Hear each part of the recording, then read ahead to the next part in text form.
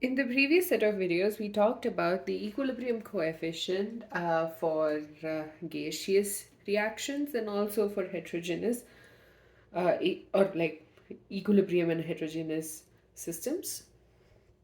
In this video, we are going to be talking about features of the equilibrium coefficient. Initially, I thought I will write whatever the points given in your textbooks, but it's been a long day at work. So I will be reading the point from the textbook itself, and then we'll proceed to discuss this. So basically, we need to know the features of equilibrium, or we need to understand the various features of the equilibrium coefficient, because the next concept that we'll be discussing is about the applications of the equilibrium coefficient. Unless you know what they are and like what they mean, it makes no sense for you to learn about the applications. So first we will go through the features of the equilibrium coefficient.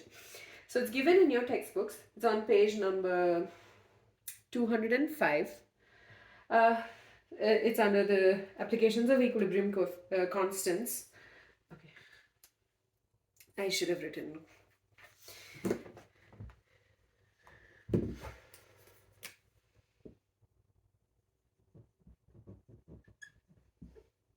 Okay, so we're talking about the various features of the equilibrium constants. The first one is expression for equilibrium constant is applicable only when concentrations of the reactants and products have attained a constant value at the equilibrium state.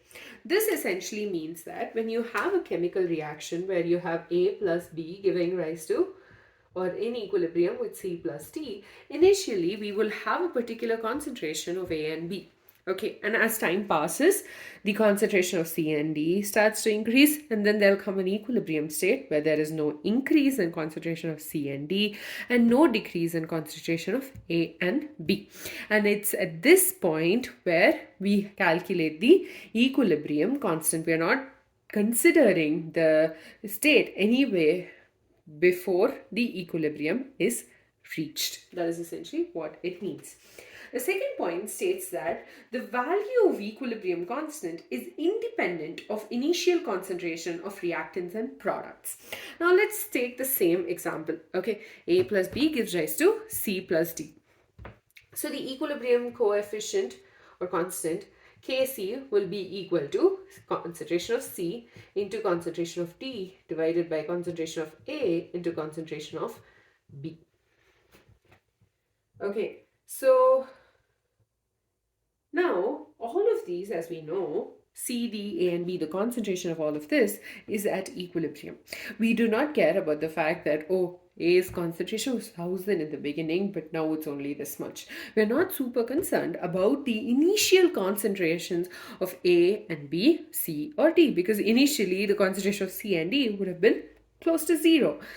But we are only concerned with the concentration of each of these substances at equilibrium. That is what we care, because that's what we're talking about. The third point is equilibrium constant is temperature dependent, having one unique value for a particular reaction represented by a balanced equation at a given temperature. Now, as we know, our chemical reactions are also dependent on temperatures. So let's take, for example, Kc has a specific value of Kc equals to 100. Again, just an example, 100 at 25 degrees Celsius. That's it, room temperature. Now, let's say for some reason we increase the temperature. Because of the increase in temperature, there is a chance that the equilibrium could shift. So, the value of Kc might be different when there is a different temperature, let's say 40 degrees Celsius. For a simpler example, for you to understand, if you remember when we talked about physical equilibrium, we needed a specific temperature for ice and water to be in equilibrium.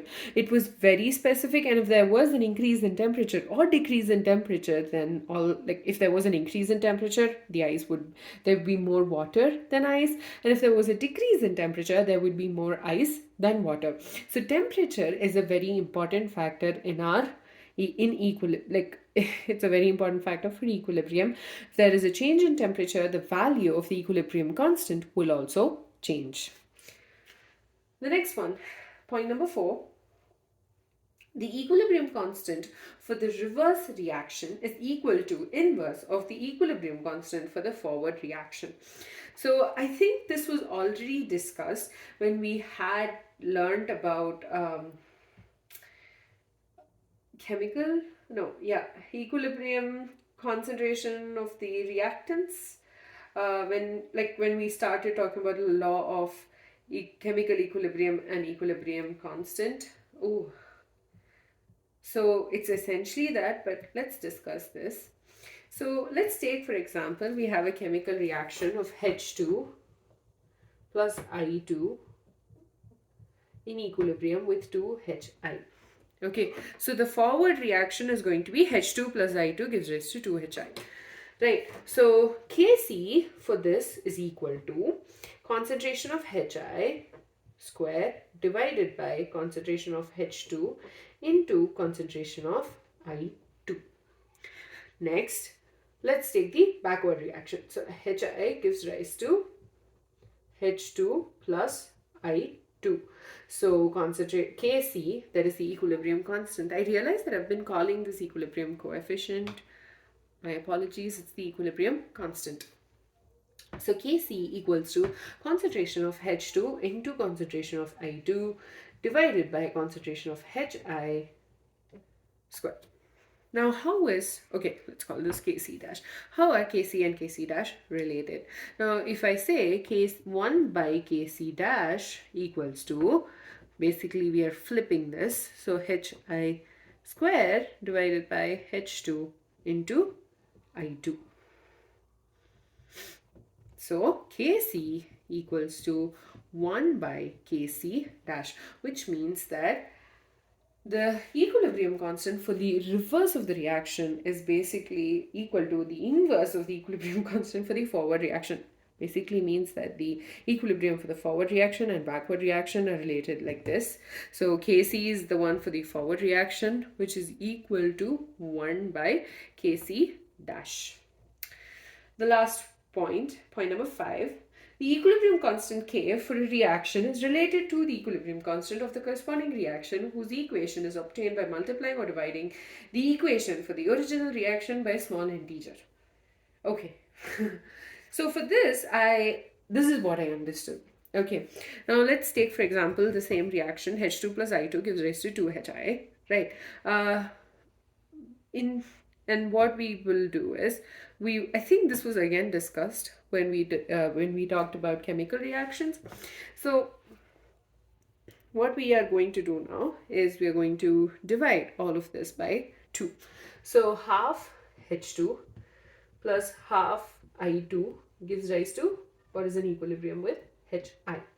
So Kc double dash, because we already used dash over here, equals to concentration of Hi divided by concentration of H2 to the power 1 by 2 to concentration of I2 to the power 1 by 2. Okay, so we need to get rid of the half, which means it's a root. I don't really like that.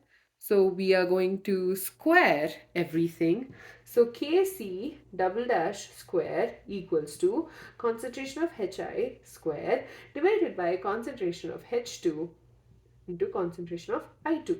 So Kc double dash square equals to Kc. So we're basically its equation. So the equilibrium constant is related. So there is a relation between the equilibrium constant when the initial reaction is multiplied or divided by a specific integer. So if we had multiplied it with 2, where we had 2H2, 2I2 and 4Hi, even then we would have gotten a relation between the equilibrium constant and the new equilibrium constant. That is what the last feature states. With that, we're done with the various features of the equilibrium constants. So The reason, again, why we started talking about this is because we need to understand the applications of the equilibrium constants. So, there are three main applications. One is it helps us predict the reaction on the basis of its magnitude. Second is it predicts the direction of the reaction. And the third is it helps us calculate the equilibrium concentrations.